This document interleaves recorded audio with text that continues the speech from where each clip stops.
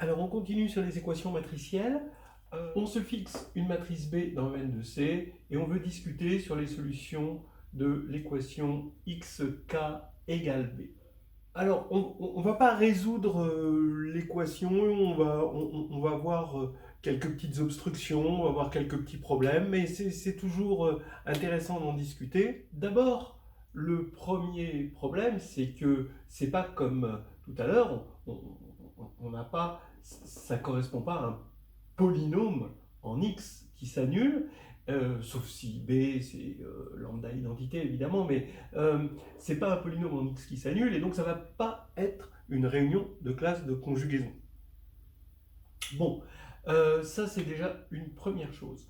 Ensuite, bon, je vous le dis tout de suite, hein, on va donner quelques petites indications. Si vous voulez aller plus loin, ce serait intéressant de regarder le problème de maths générale d'agrég externe de 2010 qui fait, bon, qui fait bien le point sur la question et qui va plus loin que, évidemment, que ce qu'on va faire dans un seul tableau.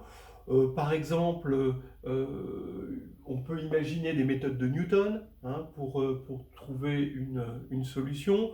On peut supposer que B est une matrice compagnon et X, il se trouve que ça va commuter avec la matrice compagnon. On sait ce que c'est que le commutant d'une matrice compagnon et puis on ramène ça à des problèmes d'arithmétique qui utilisent le lemme chinois.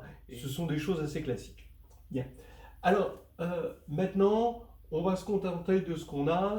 On va circonscrire le problème. Ne vous attendez pas à la solution finale. Hein. Voilà. Alors, x commute avec xk égale b, d'accord. Effectivement, hein, x commute avec xk, hein, d'accord, et xk égale b. Donc, si x existe, il commute avec b. Bien, c'est déjà pas mal, hein, c'est déjà un excellent point de départ.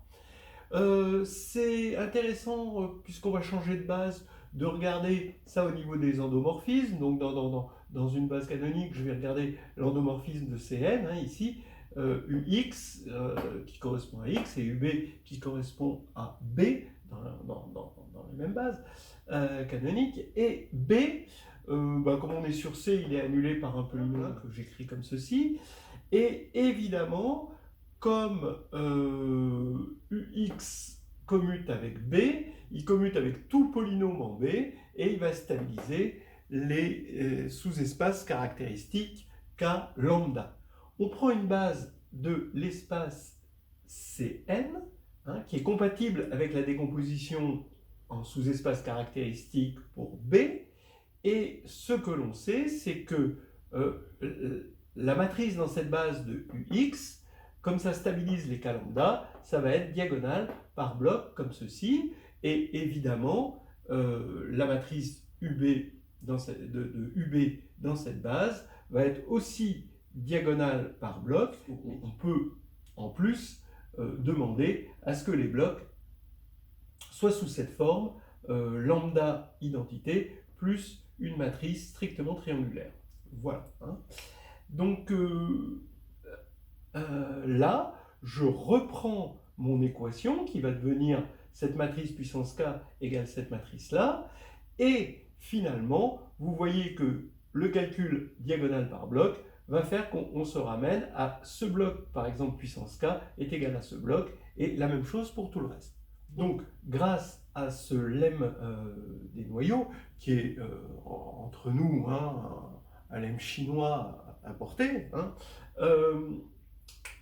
on se ramène à x puissance k égale lambda in plus n, d'accord? C'est-à-dire ce bloc x, que je me ramène à ce bloc égal x puissance k est égal à ce bloc, c'est-à-dire lambda identité plus une matrice nilpotente, d'accord? Voilà, donc on se ramène à ça. Alors, pour vous montrer déjà une première difficulté, si lambda égale 0, et on se rend compte que xk égale n, donc puisque lambda est égal à 0, est un problème difficile. Alors bon, s'il y a des gens qui veulent aller vers ça, ramenez-vous à des tableaux de Young. hein, et puis regardez, donc ça c'est pour ceux qui connaissent les tableaux de Young, ramenez-vous à des tableaux de Young, hein, vous regardez le chapitre 3 de H2G2, où vous avez une explication des tableaux de Young, et ramenez ce problème, qu'est-ce que ça veut dire en termes de tableau de Young? Pourquoi? Parce que si x puissance k égale n et que n est nilpotente, ben c'est que x est nilpotente. Donc elle va être indexée par des tableaux de Young et essayer de traduire cette chose. Mais pour tout le monde, ben, regardons k supérieur à n, rien que le k supérieur à n, donc pour k assez grand finalement, et ben, je vais mettre à la puissance n, ça fait x puissance kn égale n puissance n, mais n puissance n, comme on est en taille n, ben, par Cayley-Hamilton, ça fait 0. Donc x est une matrice nilpotente, mais si x est une matrice nilpotente de taille n, par Cayley-Hamilton, x puissance n égale 0. Mais maintenant, n, c'est x puissance k, et x puissance k, c'est x puissance n fois x puissance k moins n, puisque k est supérieur à n, donc ça fait 0, parce que x puissance n égale 0. Donc n est forcément nul. Vous ne pouvez pas avoir des racines km de n pour k grand, hein, pour k supérieur ou égal à n par exemple. Et si k est inférieur à n, alors c'est possible, mais ça va dépendre des invariants de n. Voilà. Maintenant, on va s'attaquer à un cas un peu plus positif, le cas où lambda est différent de 0. Et ici, donc ça veut dire que maintenant, quitte à changer x en x sur mu, alors mu, c'est un nombre complexe tel que mu k égale lambda. C'est très facile de trouver des nombres complexes mu tel que mu k égale lambda. Il suffit, ce lambda différent de 0, d'en écrire sa décomposition polaire. Et donc on obtient les mu solutions. Et donc on divise là par lambda des deux côtés, donc par mu k, donc ça veut dire qu'on a x sur mu, le tout puissance k est égal à in plus n sur lambda, mais n sur lambda est aussi nilpotente, je le remplace par n, et donc finalement je me ramène à une équation de type xk égale in plus n. Voilà, donc ça c'est pratique. Et là maintenant, pour cela, je vais utiliser un lemme, mais c'est vraiment un tout petit lemme, hein, c'est vraiment un petit léminou. Alors qu'est-ce qu'il dit ce léminou? Il dit que si P est un polynôme à coefficient de R, un vrai polynôme avec un déterminé grand X, alors maintenant quand on l'évalue en petit x, si dans un voisinage de 0, la fonction polynôme P de x est un grand O de xn, c'est-à-dire quand on fait P de x sur petit xn, c'est borné dans un voisinage de 0, alors forcément, hein, P est de la forme grand Xn Q. Avec Q, un polynôme évidemment réel. Voilà. Et bon, alors cet exercice, vous devez savoir le faire, c'est quelque chose qui est important à savoir faire. Hein. Comment on montre ça? Il faut montrer que Xn divise P, et donc on fait la division euclidienne de P par Xn. Donc P égale Xn Q plus R, et puis R, bah, ça va être un polynôme de degré inférieur à n-1, inférieur ou égal à n-1, mais je vais l'écrire ici, donc par l'absurde, je vais supposer que R est non nul, et donc je vais l'écrire Rn-1, Xn-1, plus etc., plus Rk, Xk. Je vais supposer que Rk est le minimum, tel que petit rk est différent de 0 par l'absurde, puisque R, j'ai supposé par l'absurde qu'il était non nul. Donc maintenant, je calcule Px sur Xn. P de x sur Xn, on va avoir, on divise par Xn, il va rester Q de x, qui lui est borné. Et là, il se trouve que ça va être équivalent, R de x sur Xn va être équivalent à Rk de xk sur Xn, donc Rk sur x puissance n-k. Je rappelle qu'ici Rk est non nul, c'est pour ça que j'ai le droit de prendre l'équivalent. Le reste, c'est quand x tend vers 0, c'est plus petit. Donc ici, je peux prendre cet équivalent-là.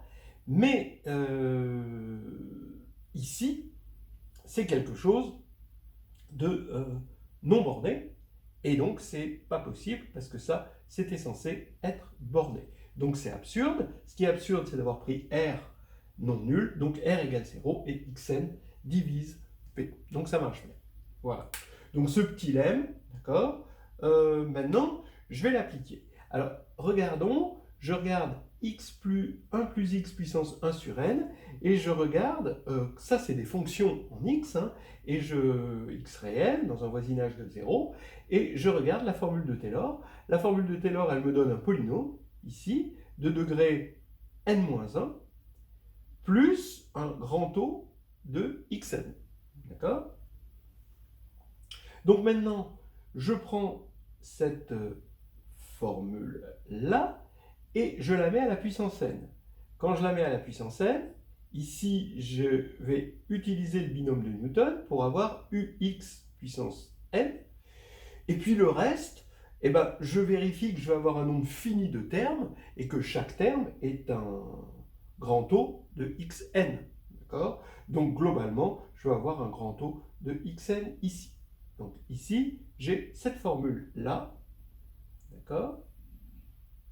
Et maintenant, je vais appliquer mon petit lemme au polynôme P égale 1 plus grand X moins grand U, où U c'est un polynôme, attention, U c'est un polynôme réel, d'accord, moins grand U puissance N, pardon, d'accord, donc ça va être ça, mon polynôme P, et comme mon polynôme P est un grand O de Xn quand X est dans un voisinage de 0, ça veut dire que mon polynôme P est divisible par X puissance N. Donc j'ai 1 plus x égale u puissance n plus xnq. Donc j'ai remonté une formule de Taylor à un niveau polynomial. Ça, c'est quand même assez instructif, je trouve. Et pourquoi je la remonte à un niveau polynomial? Parce qu'il faut remonter au niveau polynomial pour l'appliquer à une matrice. Donc ça va me faire identité plus n égale u de n puissance n plus n puissance n q de n. Mais n puissance n, comme n est nilpotente, par Cayley Hamilton, ça fait 0. Et ici, ça fait u de n puissance n. Donc ça veut dire qu'on a trouvé une matrice qui est racine n de in plus n. Donc on en a trouvé une, mais évidemment, il y en a d'autres. Voilà. On arrive à la fin de ces petits problèmes d'équations, mais j'aimerais dire encore une dernière chose. Oui, comme épilogue, disons que les équations matricielles, là, on n'est pas dans le bon cadre pour faire des équations matricielles en général. Je vais essayer juste de vous donner une indication pour certains qui voudraient aller plus loin. Hein. Bon, les autres, c'est pas la peine. Mais pour ceux qui veulent aller plus loin, regardez quel est le bon cadre pour les équations matricielles. Commençons par l'équation du premier degré, AX égale B. Alors, A, X et B sont des matrices juste rectangulaires, de sorte à ce que cette multiplication elle ait un sens. Et donc, ça veut dire que B, ça va vers un K puissance MB vers un K puissance N, et A va d'un K puissance MB vers le même K puissance N, d'accord? Puisque là, ici, l'image de B est dans le même environnement que l'image de A. On veut un X qui aille de l'espace de départ de B vers l'espace de départ de A, d'accord? Voilà, comme ceci. Donc, je l'ai mis en pointillé ici. Eh bien, pour cela, donc c'est une équation X avec paramètres A et B, il faudrait que A et B soient sous des formes normales. C'est-à-dire qu'on va s'arranger à changer de base, mais on a le droit de changer de base ici, de changer de base ici et de changer de base ici. Là, cette fois-ci, on a 3 changements de base. D'accord? Et on veut avoir une forme normale pour le couple AB, d'accord, modulo ces 3 changements de base. Mais attention, hein, vous ne pouvez pas faire n'importe quoi, parce que ici, il va y avoir quand même une base commune entre l'espace d'arrivée de B et l'espace d'arrivée de A. D'accord? Donc c'est pas n'importe quoi. D'accord. Et ensuite, on résout l'équation sous cette forme normale. Alors, quelle est la théorie, la bonne théorie, le bon environnement pour trouver des formes normales? Ben, c'est la théorie des Carquois, hein, d'accord, des représentations, ce qu'on appelle les représentations de Carquois. Voilà. Alors un carquois, c'est un truc comme ça, par exemple, donc tac, voilà un carquois, c'est des sommets et des flèches finalement, comme un arc et des flèches, hein, c'est un carquois, le carquois c'est là où on met les flèches, et donc on a des sommets et des flèches, et là c'est celui-ci, c'est la donne de AB, et on va changer de base sur les sommets, et on va regarder des formes normales sur les flèches, d'accord, qui sont des applications linéaires. Et si on regarde la théorie de Carquois, et ben regardez, la théorie des représentations de Carquois, ce qu'on a fait sur les applications linéaires, où on est tombé sur l'invariant total, le rang, c'est juste le Carquois comme ceci, puisqu'on cherche des applications linéaires d'un espace vers un autre, modulo changement de base de cet espace et changement de base de cet espace. Quand on a étudié les endomorphismes, et ça nous a pris énormément de temps, et c'est le cœur du programme d'algèbre linéaire à la grecque, les endomorphismes, c'est juste ce Carquois boucle, d'accord? Donc, effectivement, on met un endomorphisme ici, ça revient à mettre une application linéaire là, d'un espace de départ, et l'espace dérivé sont les mêmes, donc on n'a qu'un seul changement de base possible. Voilà. Donc vous imaginez ce que ça peut être, les représentations de Carquois. Ceux qui sont tristes parce que ça s'est arrêté sur les endomorphismes, la bonne nouvelle, c'est qu'on va pouvoir continuer. Et la suite logique du programme, qui n'est pas le programme d'agrègue, mais le programme d'algèbre linéaire, c'est de regarder les représentations de Carquois, c'est-à-dire de faire des changements de base, mais avec un Carquois général, et ça nous servira pour les équations matricielles, entre autres, évidemment. D'accord? Donc, comme solution, donc, on peut trouver des solutions si et seulement si im B est inclus dans im A, et après on peut trouver les solutions. Ça peut se faire à la main, sans représentation de Carquois, mais la représentation de Carquois, je dis que c'est la bonne théorie et le bon cadre pour faire ceci. Par exemple, si on veut résoudre AXB égale C, d'inconnu X, la matrice, regardez, vous avez B ici, suivi de X, suivi de A, voilà, AXB, et ça, il faut que ce soit égal à C. Il faut trouver X, c'est en pointillé ici, ça va revenir à chercher les représentations. On veut une forme normale pour ABC, pour se retrouver dans une équation un peu plus simple, tout en restant très général, modulo changement de base, et ici, ça revient à étudier les représentations faites de ce Carquois-là. Voilà. Alors donc c'est fait dans le chapitre 3 d'un H2G2 qu'on a fait que j'ai fait avec Jérôme Germany, le chapitre 3 de H2G2, mais c'est le H2G2 de 2015, c'est un espèce de gros pavé de presque 650 pages ou quelque chose comme ça, et c'est un recueil de choses qu'on peut faire avec la grecque et pour aller plus loin, et le chapitre 3 rentre complètement dans ce cadre-là. Voilà.